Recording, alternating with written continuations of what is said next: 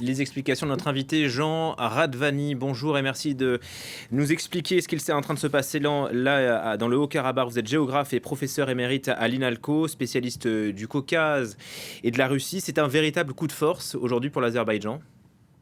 Oui, un coup de force dramatique et attendu, prévisible, puisque depuis 1994, quand les forces arméniennes avaient pris le contrôle du Karabakh et au-delà des frontières du Karabakh, d'une partie du territoire de l'Azerbaïdjan, Bakou ne cessait de réclamer le retour sous sa tutelle de ce territoire et la restitution des territoires occupés par les Arméniens en dehors du Karabakh.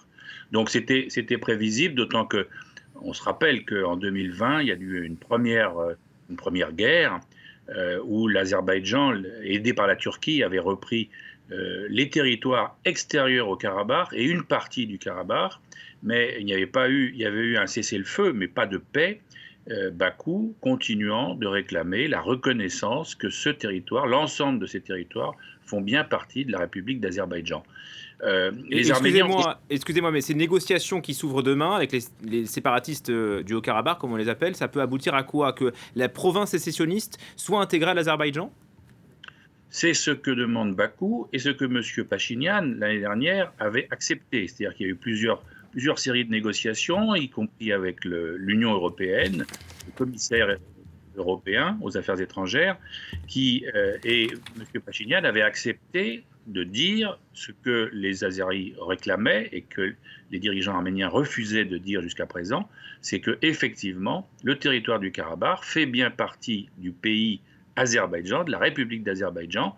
Reste à savoir, naturellement, il y a beaucoup de choses à négocier. En dehors de cela, c'est le statut des habitants. Est-ce qu'il y aura une région autonome comme c'était avant, à l'époque soviétique? Et rappelons aussi qu'en Arménie même, cette solution-là suscite énormément d'opposition. On va y revenir et on voit les images ici, je crois, de Yerevan avec cette mobilisation contre le Premier ministre Nicole Pachinian. 120 000 civils vivent aujourd'hui dans le Haut-Karabakh. Ce sont en majorité des Arméniens. Il y a le risque d'un nettoyage ethnique. Les Arméniens vont partir s'ils se retrouvent repris par l'Azerbaïdjan. On ne sait pas. Ça va dépendre. Là, ça va beaucoup dépendre des acteurs internationaux. De la Russie, puisque c'est la Russie qui était, depuis 2020, qui garantissait la ligne de cessez-le-feu, et plus généralement de la France, des États-Unis, des autres pays, des grands acteurs qui, je l'espère, mais je n'en suis pas sûr, forcent la main d'Aliyev, du président azerbaïdjanais, pour que la population arménienne puisse rester dans ce territoire. Or, je crains à la fois, on sait que les Russes sont affaiblis, parce que eux, ils sont en train de mener une guerre en Ukraine, et les Occidentaux, les Américains et les autres ont toujours été assez hypocrites dans cette histoire, parce qu'ils préfèrent négocier le gaz et le pétrole avec Bakou plutôt que de soutenir véritablement les Arméniens. Et donc, on va voir, c'est un nouveau rapport de force qui va s'engager. Le fait qu'il y ait eu des manœuvres conjointes entre l'Arménie et les Américains et l'armée américaine il y a quelques semaines, très récemment, c'est peut-être un signe que les Américains vont effectivement peser sur cet avenir de la population arménienne du Karabakh. Les négociations de demain sont annoncées entre les séparatistes du Haut-Karabakh et les autorités azerbaïdjanaises. Les autorités arméniennes, elles, ne sont pas de la partie. Nicole Pachinian, le Premier ministre arménien, dit ne pas vouloir être entraîné dans une nouvelle guerre. Il connaît là ses capacités militaires.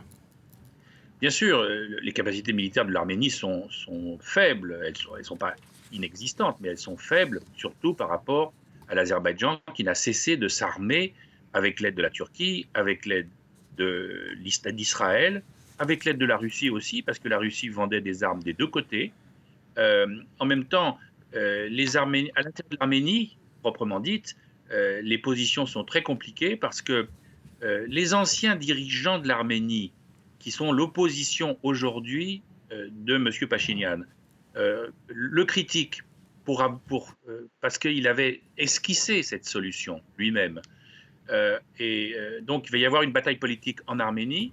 Les négociations de demain vont s'ouvrir sans l'Arménie, il y a une logique dans la mesure où, puisque si on reconnaît effectivement que ce territoire appartient à l'Azerbaïdjan, or, ça a longtemps bloqué dans les négociations. C'est les dirigeants du Karabakh sécessionniste qui refusaient d'accepter certaines conditions. Ils ne voulaient pas reconnaître qu'ils appartenaient à l'Azerbaïdjan.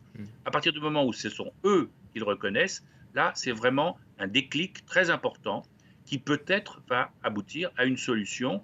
Et j'espère que dans cette solution, le statut des Arméniens du Karabakh va être assuré de façon à ce qu'ils ne soient pas tentés ou forcés de fuir leur territoire de naissance.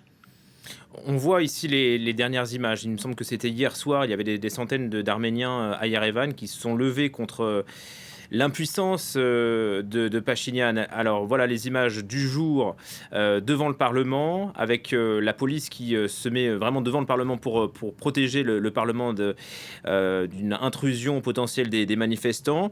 Les manifestants qui appellent à la démission du Premier ministre Nicole Pachinian. Il y a un risque de déstabilisation aussi en Arménie? Il y a un risque de déstabilisation en Arménie, et ça, c'est une crainte majeure. Il faut quand même rappeler que ces dirigeants de l'opposition actuelle, ce sont eux qui ont dirigé pendant 20 ans, à partir de 1994, l'Arménie, et qui n'ont rien fait, ou pratiquement rien fait. L'Arménie était sortie victorieuse de la guerre de 1994, et les dirigeants successifs qui se sont succédés pendant 20 ans n'ont pas essayé, pas vraiment essayé, c'est pas facile, de faire de cette victoire une paix durable. Pour quelle raison? Ils ont fait comme si c'était un acquis. Ils ont fait comme si le fait que le Karabakh avait été arraché de la tutelle de l'Azerbaïdjan, plus les territoires autour, c'était un acquis définitif. Alors qu'on voyait bien que Bakou refusait ce fait, et que Bakou avait beaucoup plus de moyens, le pétrole, le gaz, pour se réarmer avec des alliés comme la Turquie. Et donc, ce rapport de force n'a cessé de changer, et malgré tout, pendant 2 décennies, les dirigeants arméniens ont fait un peu comme si c'était acquis définitivement. Ils publiaient des cartes avec le Karabakh faisant partie pratiquement de l'État arménien. Et ça, c'est aujourd'hui, ils le payent. J'espère qu'ils ne le paieront pas trop chèrement, mais c'est une conséquence. Plus, quand même, un élément très important, je crois, c'est l'affaiblissement de la Russie au Sud-Caucase. Merci beaucoup de nous avoir éclairé, Jean